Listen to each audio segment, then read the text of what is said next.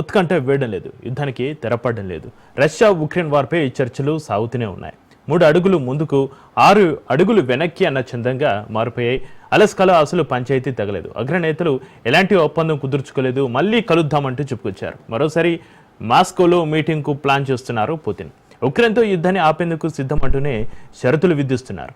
అన్ని ప్రయత్నాలు చేస్తున్నట్లు అమెరికా ప్రెసిడెంట్ ట్రంప్ చెప్పుకొచ్చారు. దీంతో యుద్ధం ఆపుతారా, పెంచుతారా అనే ప్రశ్నలు సర్వత్రా వినిపిస్తున్నాయి.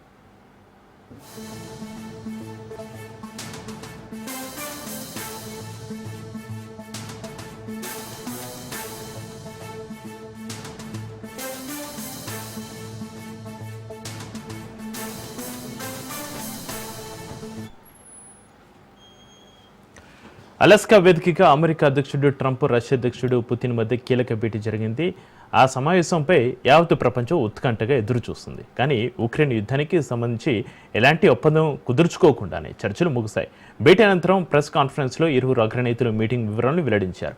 అనేక అంశాలు చర్చకు వచ్చాయని ఇరువురు తెలిపారు. ఆ చర్చలో ఎంతో పురోగతి ఉందన్నారు. అయితే కొన్ని సమస్యలను పరిష్కరించుకోవాల్సి ఉందని వెల్లడించారు. తుది ఒప్పందం మాత్రం కుదరలేదన్నారు.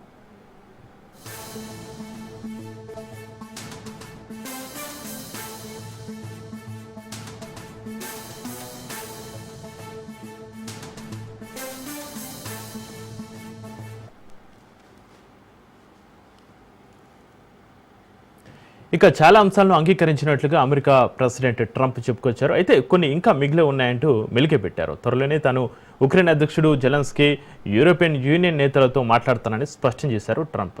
తాను మళ్లీ పుతిన్ను కలుస్తానని చెప్పగా తదుపరి సమావేశం మాస్కోలోనే అని తేల్చి చెప్పారు పుతిన్. అలస్కా సమావేశం చాలా నిర్మాణాత్మకంగా జరిగిందన్నారు. ఉక్రెయిన్తో యుద్ధం ముగించేందుకు తాను నిజాయితీగా ఉన్నట్లుగా స్పష్టం చేశారు పుతిన్. యువదానికి ముగింపు పలకడానికి ఇరువురి భేటీని ప్రారంభ స్థానంగా అభివర్ణించారు పుతిన్. ట్రంప్తో తనకున్న సంబంధం వ్యాపారం లాంటిదన్నారు. ట్రంప్ అధికారంలో ఉంటే ఉక్రెయిన్తో రష్యా యుద్ధానికి వచ్చి ఉండేది కాదన్నారు పుతిన్.